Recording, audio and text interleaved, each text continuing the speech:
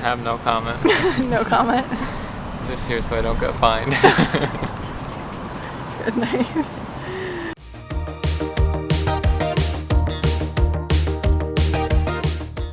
Alright, welcome back to sailing post time. Hopefully when this video posts we will be in the middle of our Pacific Ocean crossing, so somewhere in the middle of the Pacific or nearing Hawaii. So we're leaving this week, we're getting ready. We want to create this video for you so you have content when we're gone, and then we want to create the best movie possible when we get back. So bear with us, give us some time, because we have some really exciting things for you coming up. But this is going to be spilling the details of our plan, answering questions, all of the things, so stay tuned. I have some of your questions actually here and comments that we're going to be sharing on the screen, so buckle up and let's get started.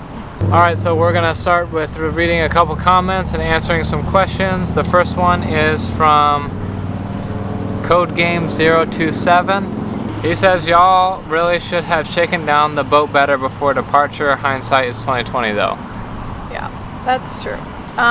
We decided not to shake down the boat, which was, honestly, hindsight is 2020. We definitely should have done. Flower falling. Sorry guys, we're in a garden. There's buses over here, there's water behind us, and a bridge. So we just thought we'd shake up the background for you guys, and it's kind of loud.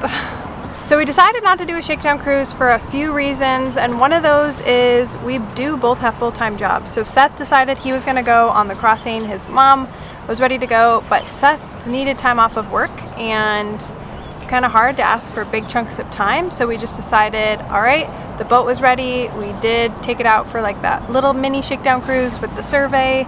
We made sure everything was good, but you can never really tell what's gonna break until you do a shakedown cruise. So hindsight is 2020, but it ended up being a shakedown cruise anyway, so it is what it is. We kind of learned our lesson the hard way, but did learn a lot. And honestly, what's interesting is the shakedown cruise would have had to have been a really long shakedown cruise, because the things didn't, like the autopilot broke on day 3, but day 6, the engine, after it rained, water got in the gas cap. So it was kind of these fluke things that it couldn't have just been like, oh, 24-hour shakedown cruise. It would have really needed to be like an intensive cruise. Yeah. So our next comment is True Blue 1061. Thanks, True Blue. They said, what date did they leave and what route did they take? Great video. Yeah, so you guys shoved off initially September 13th.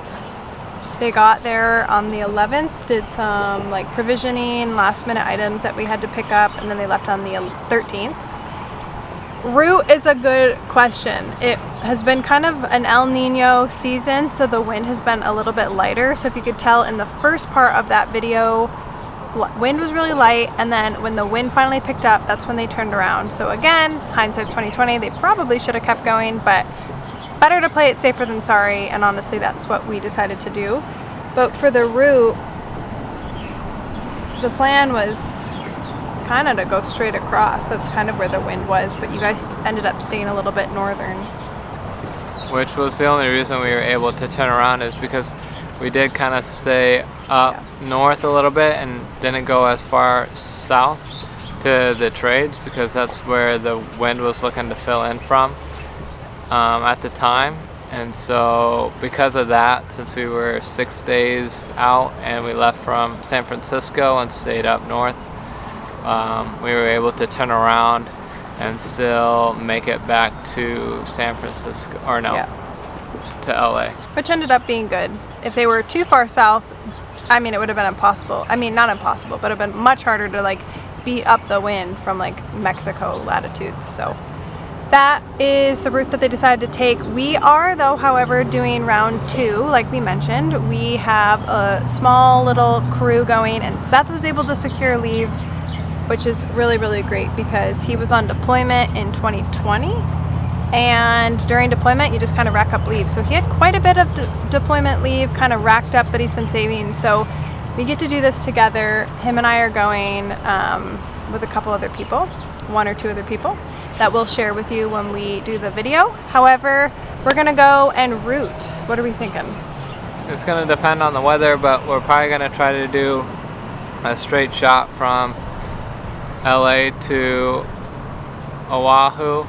Depending on the wind, if the wind's a little light there in the middle, we'll probably go down south, catch the trades, and then go around the Big Island and up north to Oahu. Yeah, with it being an El Nino year, it's a little bit lighter, so there's a little bit more predict wind, like color of purple and blue on there. So we do have, which will lead us into a couple other questions, like a light wind sail. Hopefully that will kind of help during that time. All right, so we're gonna take a quick little break and remind you to like this video, subscribe, and comment down below. We do read all the comments. So I'm gonna just shout out Pete Bernhagen 4640. He said, let's blow the sailing YouTube channel way up, shall we? So thank you, Peter, or Pete. I don't know why I want to keep saying Peter. I don't know why I want to keep Peter Rabbit. Peter, because it's Pete Bernhagen. So sorry for butchering your name, Pete, but it's probably short for Peter if I was to guess. But anyways, thank you so much for your comment. We really appreciate it. Honestly, the best way that you can help us grow is by sharing our videos, liking it, just engaging with us. It's the best way. So thank you again. And if you haven't already subscribed, why don't you hit that button, ring the bell, don't miss a video. We've got a lot coming up for you. All right, our next comment is from Bob Springle 2132. He says, where is your life vest and harness? Question mark. Yeah, a lot of question marks. Bob. They were right there next to the winch. We had a jack line, we had harnesses, and we had life jackets, and I was under the assumption that they were going to be wearing them. I watched the footage back, and I had the same question. Now that we're going on this round 2, anytime Seth goes forward on the boat, harness and life jacket for safety. I think safety is number 1. I am the safety captain, and we're not messing around. So I think in the cockpit, optional life jacket, just because you're kind of in the cockpit. I think I'm still going to wear mine, but anything going forward, tether for peace of mind. I have no comment. No comment. Just here so I don't get fined. Good night. All right, so our next comment is from Mark Buskins 6070. He said, I suggested a Honda gas generator and a battery charger. If you would have bought one, you could have charged your batteries. I think you both did great considering your lack of experience. Love your attitude when things are not great. I believe I would have kept going to Hawaii. I would agree. But I know how to fix most things. Loved your mom the most. You did great, so never doubt yourself. Honestly, one of the best YouTube sailing videos I've watched. Took a lot of courage for both of you to tackle that. Yeah, awesome. So thanks, Mark. Yeah, thanks, Mark. We appreciate the comment. Yeah, Seth agrees with probably continuing to go to Hawaii, but that's why we're doing round 2. The generator would have been something good to have. We thought about getting it prior to, but we thought we would have had enough solar to keep up. Again, hindsight 2020, but with having the generator, we could have definitely kept going. That's probably the only reason we turned around.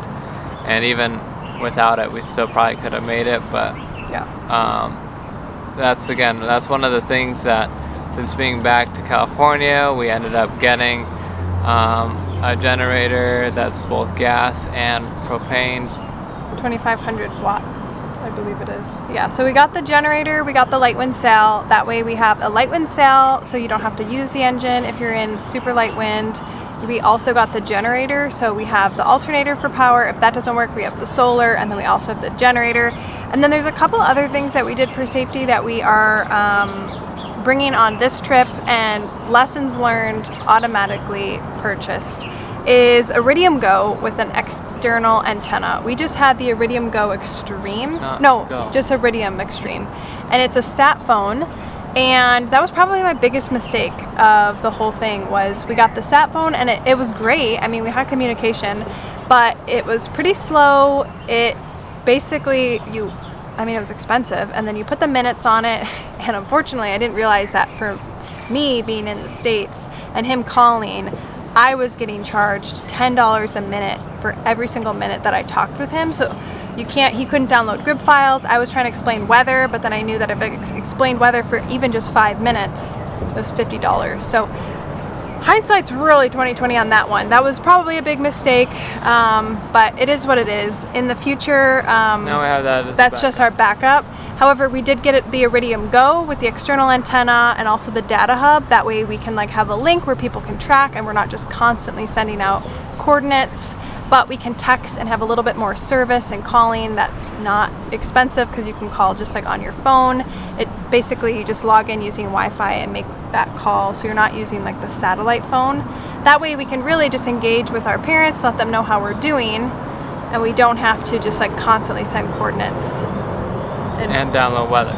Yeah, and download the grid files. That's honestly the main reason why we did it. So got the external antenna just to make service even better, and we'll mount that when we get to California. So our next comment is from the Corsair, maybe.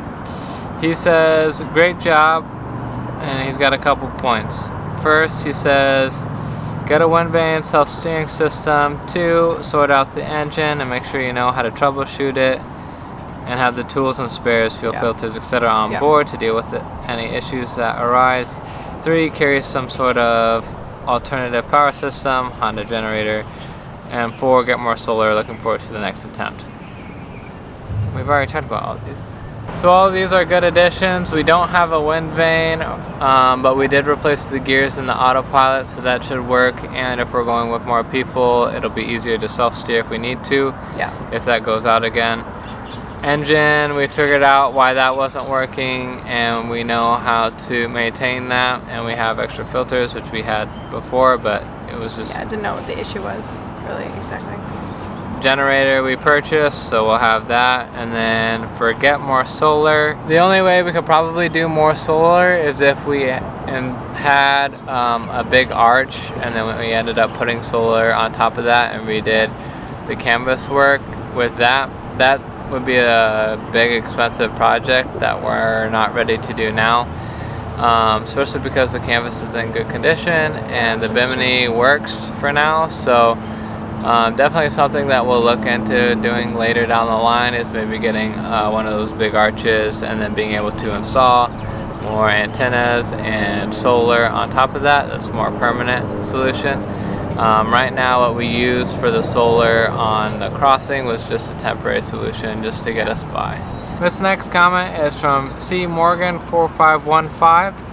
Curious, did you ever think about the old Ingram boat when you were out there? They are very good, seaworthy boats. Stay safe and God bless. Did you ever think of this boat? My guess would be no. We would need to put so much work into Windrose, our current boat here in Hawaii. I would be nervous taking that boat out into the ocean. It's not ready for an ocean crossing. I feel like the mast would fall off or something. Which is the reason why we purchased a new boat, is because this boat needs more work than we're willing, and money than we're willing to put into it. It doesn't make financial sense. It just makes more sense to buy the new boat instead of put all of our money into the old boat. It probably would have cost about the same. And literally, with the space, we knew we could never make that boat any bigger than what it is already. So, and with the rooms, we would have grown out of it pretty quickly, put a lot of money into it. And honestly, when we do this crossing, even if we hit like a squall or something, I'm not thinking about the old boat, honestly.